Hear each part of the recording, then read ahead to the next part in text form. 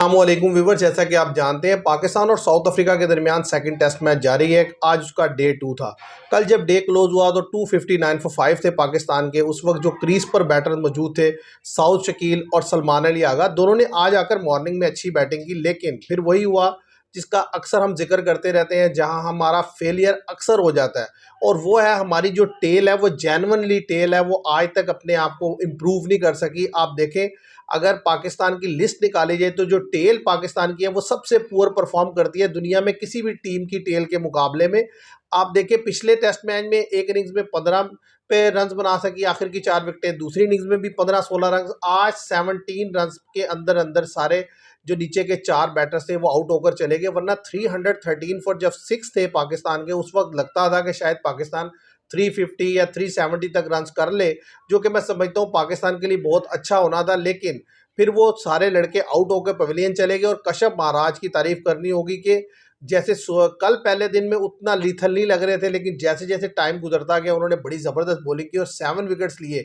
मैं समझता हूँ अभी साउथ अफ्रीका की तरफ से जो कैप्टनसी थी पुअर थी कि वो मुत्तुस्वामी को उस तरीके से यूटिलाइज नहीं कर सके, वरना शायद वो पाकिस्तान को इससे कम रन पर रिस्ट्रिक्ट कर सकते। और दूसरी चीज़, जो कैचेज उन्होंने ड्रॉप किए पहले यानी कि कल के दिन में, उसकी वजह से पाकिस्तान इतना रन करने में कामयाब हो गया। लेकिन आज के दिन का क्रेडिट देना होगा कि अगर आप देखें, सिवाय पहले 1 घंटे के जब पाकिस्तान बैटिंग कर रहा था और 313 उन्होंने बना लिया था 5 विकेट्स पर, या लास्ट का 1 आवर जहां पर 2 क्रूशल विकेट आपको आसिफ अफरीदी ने लेके दी, वरना बीच के सारे टाइम में साउथ अफ्रीका ने डोमिनेट किया, चाहे बॉलिंग हो चाहे बैटिंग हो। आप देखें जिस तरीके से टोनी डिजॉर्जी ने आके 50 की, और ट्रिस्टन स्टब्स की जितनी तारीफ कीजिए कम है। प्योरली टेस्ट इनिंग्स, और वो भी एशियन सॉइल पर एक ओवरसीज प्लेयर की आना और इतनी टफ कंडीशन में, तो वो डेफिनेटली तारीफ के मुस्तहिक बनते हैं। जिस तरीके से वो खड़े हैं, अभी 170 180 बॉल्स खेल चुके हैं, 68 रन पर वो नॉट आउट हैं। तो अभी साउथ अफ्रीका जो है, मैं समझता हूँ बड़ी इंपॉर्टेंट पोजीशन में अभी खड़ा है। यहाँ से मैच जो है वो किसी तरफ भी जा सकता है। ये डिपेंड करेगा कल मॉर्निंग सेशन किसकी फेवर में रहता है। अगर मॉर्निंग सेशन पूरा साउथ अफ्रीका की फेवर में चला गया तो मैं समझता हूँ ये टेस्ट मैच भी आपको साउथ अफ्रीका की फेवर में जाता हुआ दिखाई देगा। और अगर कहीं पाकिस्तान ने मॉर्निंग में आकर 1-2 अर्ली ऑन विकेट्स निकाल ली, तो फिर डेफिनेटली पाकिस्तान जो है ना लीड लेता हुआ नजर आएगा। और अगर पाकिस्तान 50 रन से लेकर 70-80 रन की लीड ले जाता है, तो मैं समझता हूं कि पाकिस्तान के पास ये अपॉर्चुनिटी होगी कि वो अगली इनिंग्स में आकर अगर 170 180 रन भी करते हैं, तो 230 240 रन चेज करना आखिरी इनिंग्स में यहाँ पर इतना इजी नहीं होगा। बॉल बैठ भी रहा है, बॉल में टर्न भी है, फास्ट बॉलर के लिए भी हेल्प आउट है। तो इस तरीके से जो है ना, कंडीशन इतनी जो है वो अच्छी नहीं है बैटर्स के लिए, लेकिन तारीफ करनी होगी जैसे बैटिंग की टोनी डिजॉर्जी ने और ट्रिस्टन स्टब्स ने। और पाकिस्तान की तरफ से जो डेब्यूटेंट थे आसिफ अफरीदी, उन्होंने 2 क्रूशल विकेट्स लेकर दी पाकिस्तान को उस वक्त जिस वक्त साउथ अफ्रीका जो है पाकिस्तान से, जिसे कहते हैं ना, मैच को दूर ले जाता हुआ दिखाई दे रहा था। जब 170 फॉर 2 थे, जिस तरीके से मोमेंटम बना हुआ था और वो रन्स कर रहे थे, अगर वहां पर मजीद थोड़ी देर विकेट ना गिरती और साउथ अफ्रीका आज का डे क्लोज करता 2 विकेट्स डाउन पर, तो मैं समझता हूँ पाकिस्तान वाज़े तौर पर आपको अंडर प्रेशर दिखाई देता। क्योंकि 2 विकेट पर अगर वो 200 रन कर देते, फिर डेफिनेटली चांस था कि अगला 133 वो मरते मरते बना ही देते। अब क्योंकि उनकी 4 विकेट्स डाउन हो चुकी हैं और उनके पास जो नीचे, मैं समझता हूँ वो भी उनके पास एक लंबी टेल है, लेकिन हमारे मुकाबले में वो फिर भी खेलने वाले हैं। वो 50-60 रन करने की पोजीशन में होंगी उनकी आखिर की 5 विकेटें। तो कल के मैच में जो ये पार्टनरशिप है, जो अभी खड़े हैं 2 प्लेयर, जिसमें स्टब्स और कायल विरियाने हैं, इनके ऊपर बहुत ज़्यादा डिपेंड करेगा कि ये मजीद कितना कैरी ऑन करते हैं। अगर तो ये मजीद खेल गए और 50 रन और ऐड कर दी उन्होंने, तो मैं समझता हूँ फिर साउथ अफ्रीका खींचते खींचते 300 के राउंड ले जाएगा। और 300 तक जाने का मकसद ये है कि पाकिस्तान को अगली इनिंग्स में एटलीस्ट 200 रन करना है, तब जाके आप 230 का टारगेट देंगे। क्योंकि सेफ साइड होने के लिए 200 प्लस का टारगेट चाहिए। ऐसा नहीं है कि वो कोई बहुत अल्टीमेट टारगेट होगा, लेकिन कम से कम 200 प्लस का टारगेट होगा तो आप बेहतर पोजीशन में होंगे। अगर आप जो है वो जल्दी आउट हो जाते हैं और उधर से लीड भी कम होती है, जिसके होने के चांसेस बहुत ज़्यादा है। एक तो सेकंड इनिंग्स में खेलना मुश्किल होता है, दूसरा हमारा जो ट्रैक रिकॉर्ड चल रहा है पिछले इतने टेस्ट मैचेस से, कि हम सेकंड इनिंग्स में जो है बुरी तरह फ्लॉप होते हैं और एक के बाद एक विकेट गिरती चली जाती है, जिसमें पाकिस्तान का 150 रन तक पहुंचना भी जो है मुहाल नज़र आ रहा होता है।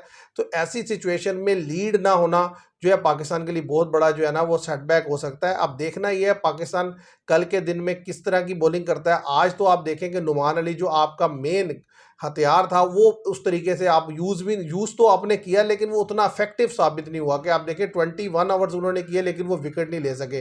साजिद खान ने एक विकेट ज़रूर ली, आसिफ अफरीदी ने 2 विकेट्स ली। अगर आपने साउथ अफ्रीका को बोल्ड आउट करना है तो नुमान अली का जो है वो विकेट्स लेना बहुत ज़रूरी है, क्योंकि वो विकेट्स लेंगे तो साउथ अफ्रीका अंडर प्रेशर आएगा और आप उनको जल्दी जो है ना उनकी इनिंग्स को रैप अप कर लेंगे। अदरवाइज जो है अभी धैर्य 2 बैट्समैन खड़े हैं, जो मार्को जेंसन है वो भी खेल लेते हैं, कश्यप महाराज थोड़ी बहुत बैटिंग कर लेते हैं। तो अगर इन दोनों में से कोई एक बड़ी इनिंग्स खेल जाता है, जैसे स्टब्स तो ऑलरेडी 68 पे खड़े हैं और एक बड़ा 100 लगा देते हैं वो, तो फिर पूरा चांस है कि वो 300 तक चले जाएंगे। और 300 तक जाना मैं समझता हूँ कि बहुत बड़ी जीत होगी साउथ अफ्रीका की इस तरह के टर्निंग ट्रैक पर, जहाँ पर मतलब इतना गेंद टर्न हो रहा है, बैट भी रहा है। तो एक चीज़ तो है कि साउथ अफ्रीका के जो मिडिल ऑर्डर के प्लेयर हैं वो करैक्टर तो शो कर रहे हैं। साउथ अफ्रीका ने जहाँ गलती की है वो मैं समझता हूँ सिलेक्शन में की है, जहाँ उन्होंने ब्रेविस को जो है मिडिल ऑर्डर में रखा है। मुझे नहीं समझ आती, उनकी जगह बेडिंगहाम जो है वो ज़्यादा बेहतर प्लेयर है। ब्रेविस जो है वो प्योरली जो है वो T20 प्लेयर है, वो टेस्ट के प्लेयर है नहीं। तो ये फैक्टर है जिसकी वजह से मैं समझता हूँ साउथ अफ्रीका डाउन चल रहा है। और मार्करम मार्करम जो है वो कप्तानी में जिस तरीके से लूज शॉट खेलकर आउट हुए हैं आज भी, पिछले टेस्ट मैच में भी, ये एक बहुत बड़ा क्वेश्चन मार्क है। क्योंकि इस तरह के टर्निंग ट्रैक पर जो लड़का सेट हो उससे तो ये एक्सपेक्ट ही नहीं किया जा सकता कि वो इस तरह की शॉट खेले। और दूसरी तरफ अगर आप पाकिस्तान के लिए देखें तो अच्छी गुड न्यूज़ क्या है कि शहीनशाह अफरीदी जो है उन्होंने पहली विकेट आपको लेकर दी वो, और 12 से 15 ओवर उन्होंने करवाए आज के दिन में। मतलब इस तरह की पिच पर फास्ट बॉलर अगर इतने ओवर कर रहा है तो इट मीन्स कि वो अपनी एनर्जी, अपना टैलेंट, अपना जो है ना कमिटमेंट शो कर रहा है। तो अब और वैसे भी जिस तरीके से आप देखें कि शहीनशाह अफरीदी को जो है कैप्टन बना दिया गया पाकिस्तान की टीम का और ओडीआई की टीम का बना दिया गया। हालांकि हम सोच रहे थे कि शायद T20 के बनाए, लेकिन ओडीआई का बनाया गया है। तो उसमें यह है कि रिजवान का जो चेंज होना था वो तो नज़र आ रहा था, लेकिन हम एक्सपेक्ट कर रहे थे शायद सलमान अली आगा को दिया जाएगा, लेकिन शहीनशाह अफरीदी के कंधों पर यह जिम्मेदारी डाली गई है। अब देखते हैं कि वो इसको किस तरीके से निभाते हैं। ज़ाहिर है उनके पास भी एक अपॉर्चुनिटी है कि जब उनसे T20 की कैप्टनसी ली गई थी, अब दोबारा उनके पास एक अपॉर्चुनिटी आई है। अगर वो इसको डिलीवर करेंगे तो आप देखिए बाकी के फॉर्मेट भी जो है खुद ही उनकी तरफ खींचे चले आएंगे। तो आज के लिए इतना ही। उम्मीद करते हैं कि कल के दिन में पाकिस्तान जो है वो मॉर्निंग सेशन जीतेगा और ये टेस्ट मैच भी जीतेगा। आज के लिए इतना ही। Thank you very much.